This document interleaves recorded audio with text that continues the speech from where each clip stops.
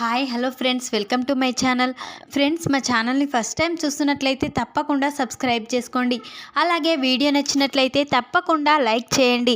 స్టోరీలోకి వెళ్ళినట్లయితే ఇక ఈ రోజైతే జీవన తన పేరిట ఆస్తిని చేయించుకొని ఇక దివ్య గురించి ఆనందికి చెప్పకుండా ఆదిత్య శశికాంత్లు చేయబోతున్నారు. అది ఎలాగో తెలియాలంటే వీడియోని స్కిప్ చేయకుండా చివరి వరకు చేయండి. ఇక స్టోరీలోకి వెళ్ళినట్లయితే ఇక సునంద శశికాంత్ అయితే తొందరగా దివ్యని పంపించాలరా, ఇక నుంచి ఇక తనని ఇక సింహాద్రి పద్మమ్మల దగ్గరికి పంపించేయాలి. ఎంత త్వరగా పంపిస్తే అంత మంచిదని నాకు అనిపిస్తుంది. తనకు గనక గర్తం గుర్తుకు వస్తే మళ్ళీ ఇక నీ గురించి ఇక బయటపడిపోతుంది, ఆనంది బాధపడుతుంది. అలా ముందుకే మనం ఈ నిజాన్ని ఇక బయట పెట్టకుండా ముందు దివ్యని ఇంట్లో నుంచి పంపించేయాలి అని ఇక శశికాంత్ సునంద అంటూ ఉంటారు ఆదిత్యతో.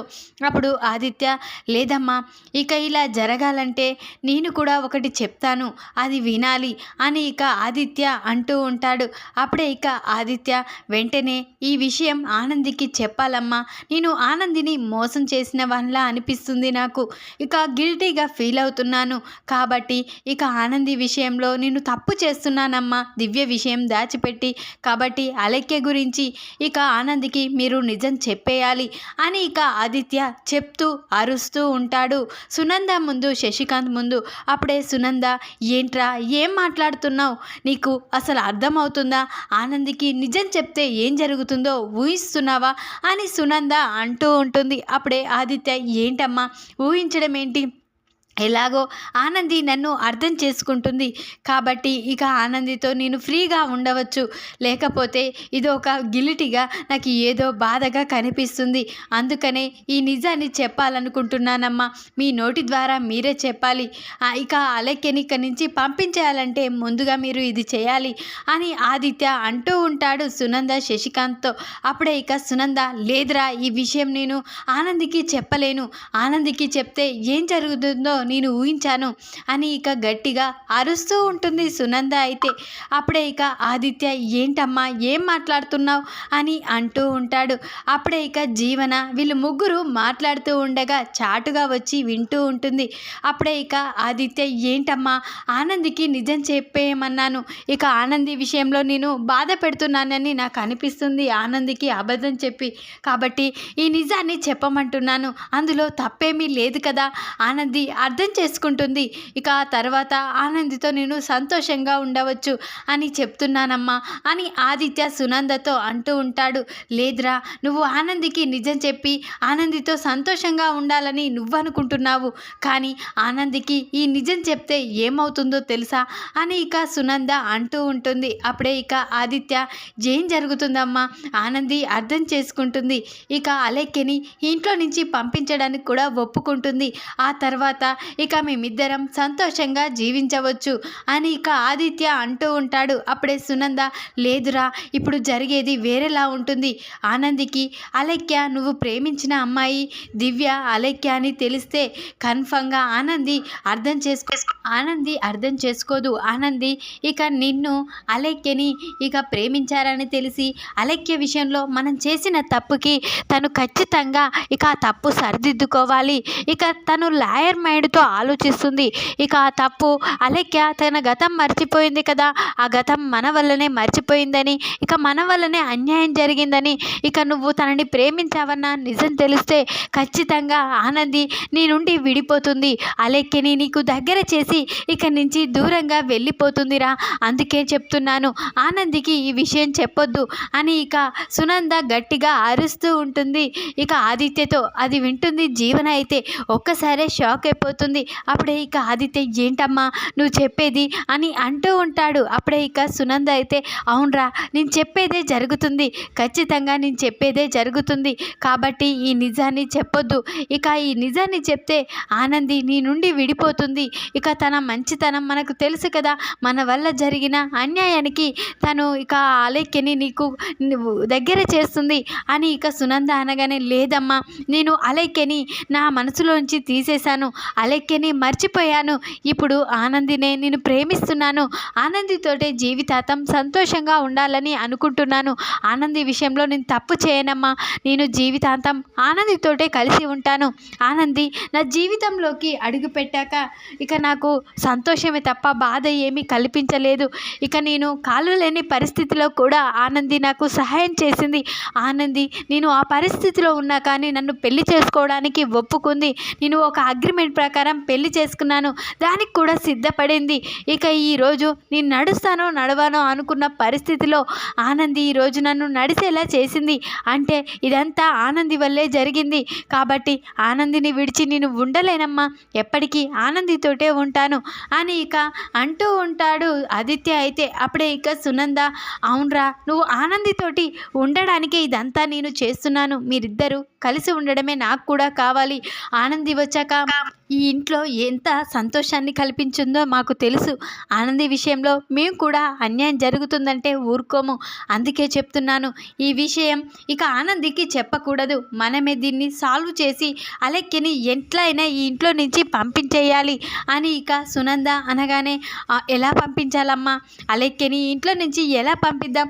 అందుకు ఆనంది ఒప్పుకోదు కదా. ఆనంది ఇక తన చెల్లెలు సంతోషంగా ఉండాలని కోరుకుంటుంది. కానీ తన చెల్లెలు తన చెల్లెల వల్లే తనకి ఇక బాధ కల్పిస్తుందని తెలుసుకోలేకపోతుంది అని ఇక ఆదిత్య అంటూ ఉంటాడు. ఇక సునంద, శశికాంత్లైతే, విన్నావు కదరా మీ అమ్మ చెప్పిన మాట, ఖచ్చితంగా ఈ విషయం బయట పెట్టకు. నేను నీ దగ్గర మాట తీసుకుంది కూడా ఇలా జరుగుతుందని తెలిసే ముందే చెప్తున్నాను. ఇక నువ్వు ఎవరికి ఈ విషయం చెప్పకు. నీకు అలెక్యకు మధ్య ఉన్న ప్రేమ గురించి ఇక ఎవరికి తెలియకూడదు. ఈ విషయం మాత్రం మన ముగ్గురి మధ్యలోనే ఉండాలి అని ఇక అంటూ ఉంటాడు శశికాంత్. అయితే అప్పుడే ఇక ఆదిత్య, సరే డాడీ, మీరు చెప్పింది ఇక నేను అర్థం చేసుకోలేకపోయాను. ఇక నేను ఆనందిని ఇక ఈ విషయం దాచిపెట్టి బాధ పెడుతున్నానని అనుకున్నాను. కానీ ఇంత అర్థాన్ని నేను వెతకలేదు అని ఇక ఆదిత్య, సరే అమ్మా, నేను ఎప్పటికీ ఇక ఆనందికి విషయం చెప్పను. ఎలాగైనా అలెక్యని బయటికి పంపించే ప్రయత్నం అయితే చేస్తాను అని ఇక ఆదిత్య అంటూ ఉంటాడు. ఇదంతా ఇక జీవన వింటుంది. ఇక జీవన అయితే ఒక్కసారే షాక్ అయిపోతుంది. అంటే ఇక ఈ ఆనందికి నిజం చెప్పకుండా ఆనంది నుంచి ఇక ఈ అలెక్యని ఇంటి నుంచి దూరం చేస్తారా? ఇక ఆనంది సంతోషంగా ఉంటే నేనెలా ఊరుకుంటాను? ఆనందికి నిజం ఖచ్చితంగా తెలుస్తుంది. మీ వల్ల కాదు, నా వల్ల ఎలాగైనా తెలుస్తుంది. నేను ఆ పని మీదే ఉంటాను కదా. నాకు తెలిసిపోయింది కదా మీరు చెప్పరని. నాకు అర్థమైపోయింది. మీరు చెప్పిన అర్థాన్ని బట్టి ఆనందికి నిజం తెలిస్తే ఆనంది ఇంట్లో నుంచి వెళ్ళిపోతుంది. అప్పుడు అలెక్య నీకు దగ్గరైపోతుంది. ఇక ఈ ఆస్తి కూడా నా సొంతమైపోతుంది అని ఇక అనుకుంటూ ఉంటుంది ఆనంది. అయితే అప్పుడే ఇక ఆనంది, ఎలాగైనా ఈ విషయం ఇక తెలిసిపోయింది. ఎలాగైనా ఈ ఆస్తి నా సొంతం కావాలంటే ఏం చేయాలి? ఆనందికి చెప్పాలా లేక ఏం చేయాలి అని ఇక జీవన ఆలోచిస్తూ ఉంటుంది. అప్పుడే ఇక జీవనకి ఒక ఆలోచన మాత్రం వస్తుంది. ఇక నాకు ఆనందికి అలెక్యకి ఆదిత్యకి మధ్య ఉన్న సంబంధం గురించి తెలుసని ఇక ఆదిత్యకి చెప్తే అప్పుడు బాగుంటుంది కదా. అప్పుడు ఆదిత్య కూడా ఈ విషయం నేను ఆనందికి చెప్తానని వెళ్తుంటే ఎలాగైనా ఆపుతాడు. ఈ విషయం ఆనందికి తెలియకూడదని అంటాడు. ఇక అప్పుడు ఇక ఆదిత్య విషయంలో నేను ఇలా చేయడం వల్ల ఆదిత్యకి నేను ఏది కోరుకుంటే అది ఇస్తాడు. కాబట్టి మామయ్య గారు, అత్తయ్య గారికి కూడా ఈ విషయం ఆనందికి తెలియకూడదనే ఉంది కదా. అయితే నేను ఏది చెప్పినా వింటారు. వీళ్ళని ఒక ఆట ఆడుకోవచ్చు అని ఇక జీవన అయితే అనుకుంటూ ఉంటుంది.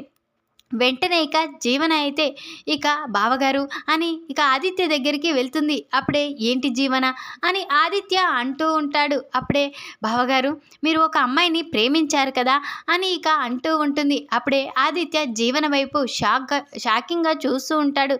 అప్పుడే ఏంటి జీవన, ఏం మాట్లాడుతున్నావు అని అనగానే వెంటనే ఇక జీవన, నాకు తెలుసు మా బావగారు, మీ రూమ్లో నాకు ఒక పెన్ డ్రైవ్ దొరికింది. ఆ పెన్ డ్రైవ్ ద్వారా నేను మీరు ఇక దివ్య ఇద్దరు ప్రేమించుకున్నారని, దివ్య పేరు అలేఖ్య అన్న నిజం తెలిసిపోయింది. ఇక ఈ విషయం ఆనందికి చెప్తే ఇక ఆనంది విషయంలో నేను ఇక నిజం చెప్తే మీరు ఏమనుకుంటారో అని మిమ్మల్ని అడిగి ఈ నిజాన్ని తనకి చెప్పాలని అనుకుంటున్నాను. కానీ ఇంకా అలేఖ్యని మీరు ప్రేమించి ఆనందితో ఎలా సంతోషంగా ఉంటున్నారు అని ఇక అంటూ ఉంటుంది జీవన. అయితే అప్పుడే ఆదిత్య, ఏంటి జీవన, ఈ విషయం నీకు తెలిసిపోయింది. ఈ విషయాన్ని ఆనందికి చెప్పకూడదు. ఇక ఆనందికి చెప్పకూడదు. చెప్పకూడదు ప్లీజ్ జీవన అని ఇక ఆదిత్య అంటూ ఉంటాడు. అప్పుడే ఇక లేదు బావగారు, ఈ విషయం ఆనందికి చెప్తేనే ఇక ఆనంది ఇక నుంచి వెళ్ళిపోతుంది. నీ మనసులో అలెక్య ఉందంటే ఇప్పుడు ఇక అలెక్యనే నీతో ఉంటుంది అని ఇక జీవన అంటూ ఉంటుంది. అప్పుడే ఆదిత్య లేదు జీవన, నా మనసులో ఇప్పుడు ఆనందికి మాత్రమే చోటు ఉంది కాబట్టి ఆనందితోటే నేను సంతోషంగా ఉండాలి. అందుకని ఈ అలెక్యని ఇంట్లో నుంచి పంపించేయాలనే చూస్తున్నాను. ఇక ఈ విషయం నీకు తెలిసిపోయింది కాబట్టి చెప్తున్నాను. ఈ విషయం ఆనందికి చెప్పకూడదు అని గట్టిగా అరుస్తూ ఉంటాడు ఆదిత్య. అయితే అప్పుడే ఇక ఆనంది విషయంలో ఇక నేనెందుకు ఇక తనని ఏడిపించుకుంటా ఉంటాను అని ఇక జీవన అయితే లేదు బావగారు, ఈ విషయం నా ఫ్రెండ్ ఆనందికి చెప్పే తీరుతాను. నేను నా ఫ్రెండ్ కాడ ఏ విషయం దాచిపెట్టలేదు అని ఇక జీవన ఇక నటిస్తూ ఉంటుంది. అప్పుడు ఆదిత్య జీవన ప్లీజ్ ఈ విషయం ఆనందికి చెప్పకూడదు అని గట్టిగా అరుస్తూ ఉంటాడు. అప్పుడే ఈ విషయం నేను చెప్పకూడదంటే ఈ ఆస్తిని నా సొంతం చేయాలి అని గట్టిగా జీవన అయితే తన నిజస్వరూపాన్ని బయట పెడుతుంది. అప్పుడే ఆదిత్య షాక్ అయిపోతాడు. ఇక అప్పుడే అక్కడికి శశికాంత్ వస్తాడు.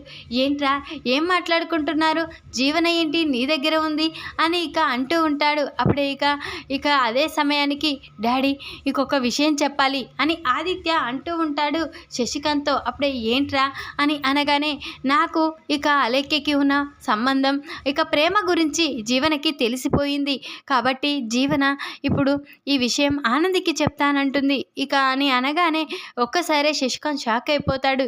ఇదేంటి తనకెలా తెలిసిందిరా అని ఇక శశికాంత్ అంటూ ఉంటాడు. అప్పుడే ఇక ఆదిత్య అయితే ఇక నా దగ్గర ఉన్న పెన్ డ్రైవ్ జీవనకి కనిపించిందంట, ఆ పెన్ డ్రైవ్ ద్వారా తన నిజం తెలుసుకుందంట అని ఇక అనగానే ఇప్పుడు ఆనందికి ఈ విషయం చెప్పకమ్మా, నువ్వు ఈ విషయం చెప్తే ఆనంది ఇంట్లో నుంచి వెళ్ళిపోతుంది, తను ఇంట్లో లేకుండా మేము ఉండలేము, ఇక తను మన కుటుంబం గురించి ఎంతగానో ఆలోచిస్తుంది, ఆనంది విషయంలో మేము తప్పు చేయలేము అని ఇక శశికాంత్ అంటూ ఉంటాడు. అప్పుడే ఇక మామయ్య గారు మీకు ఒక నిజం ఇది తెలిసిందని చెప్పాను కదా, ఈ విషయం నేను ఆనందికి చెప్పకూడదంటే నేను చెప్పినట్లు మీరు చేయాలి అని జీవన అంటూ ఉంటుంది. అప్పుడు శశికాంత్ నువ్వు ఏది చెప్పినా నేను చేస్తానమ్మా అని ఇక శశికాంత్ అంటూ ఉంటాడు. అప్పుడే ఇక జీవన అయితే ఈ ఆస్తి నా సొంతం చేయాలి, అలా అయితే నేను ఆనందికి ఈ విషయం చెప్పను, అటు ఈ అలెక్యని ఇంట్లో నుంచి కూడా పోయేలా చేస్తాను అని జీవన అంటూ ఉంటుంది. అప్పుడే శశికాంత్ ఒక్కసారే షాక్ అయిపోతాడు. ఏంటమ్మా అని అనగానే అవును మామయ్య గారు, నేను చెప్పేది ఇదే, ఇక ఈ ఆస్తి నా పేరిట చేయండి, ఆ తర్వాత ఈ అలెక్యని ఇంట్లో నుంచి పోయేలా నేను చేశాను, ఆనందికి కూడా నిజం తెలియకుండా నేను చేస్తాను అని ఇక జీవన తన నిజ స్వరూపాన్ని అయితే బయట పెట్టుకుంటుంది. అప్పుడే శశికాంత్ షాక్ అయిపోతాడు. అంటే ఈ జీవన ఈ ఆస్తి కోసమే ఇంటికి వచ్చిందా, ఆస్తి కోసమే చైతన్యని పెళ్లి చేసుకుందా అని ఇక వీళ్ళిద్దరైతే అర్థం చేసుకుంటారు. వెంటనే జీవన నువ్వు ఈ విషయం ఇక ఆనందికి చెప్పకూడదు, ఇక అలెక్యను కూడా బయటికి పంపించాలని మేము ఎన్నో ప్రయత్నాలు చేస్తున్నాం కానీ తను వెళ్ళడం లేదు, కాబట్టి నువ్వు ఆ అలెక్యని పంపిస్తానని అంటున్నావు కదా, ఖచ్చితంగా ఈ ఆస్తి నీకు సగం నీ పేరిట చేస్తాను అని ఇక అంటూ ఉంటాడు ఇక శశికాంత్ అయితే. అప్పుడే ఇక జీవన ఒక్కసారే చాలా షాకింగ్గా చూసి చాలా సంతోషపడుతూ ఉంటుంది. ఏంటి మామయ్య గారు మరోసారి చెప్పండి అని అంటూ ఉంటుంది. అవును నేనన్నది నిజమమ్మా, ఈ విషయం ఇక ఎవరికి చెప్పనన్నావు కదా, అలెక్యని ఇంట్లో నుంచి పంపించేస్తానన్నావు కదా, కాబట్టి ఈ ఆస్తి మొత్తాన్ని కాదు సగం నీ పేరిట చేస్తాను అని ఇక తనకి తల వంచి ఇక శశికాంత్ అయితే ఆస్తి పేర్లపై సైన్ చేసి జీవనకి సగం రాసిచ్చేస్తాడు. ఇక జీవన అయితే చాలా సంతోషపడుతూ ఉంటుంది. ఇక మిమ్మల్ని ఆడుకోవడానికి ఈ అలెక్య అనే ఆయువు దొరికింది కాబట్టి ఇక మిమ్మల్ని ఇక నుంచి ఆట ఆడుకుంటూనే ఉంటాను, ఇక సగమే రాసిచ్చారు ఇంకా సగం కూడా నా సొంతం చేసుకుంటాను చూడండి అని ఇక అనుకుంటూ ఉంటారు. ఇక జీవన అయితే ఈ విధంగానైతే జీవన శశికాంత్ని ఆదిత్యని ఇక వార్నింగ్ ఇచ్చి అటు అలెక్య గురించి బయట పెట్టనని ఇక చెప్పేసి ఆస్తినైతే సగం తన పేరిట చేసుకోబోతుంది. ఈ విధంగానైతే జీవన ఇక ఆదిత్యని ఇక శశికాంత్ని ఇక అలెక్య ద్వారా ఆటాడుకోబోతుంది. ఈ వీడియో కనుక మీకు నచ్చినట్లయితే లైక్ చేయండి, మరిన్ని వీడియోల కోసం ఛానల్ని సబ్స్క్రైబ్ చేసుకోండి ఫ్రెండ్స్. Thanks for watching.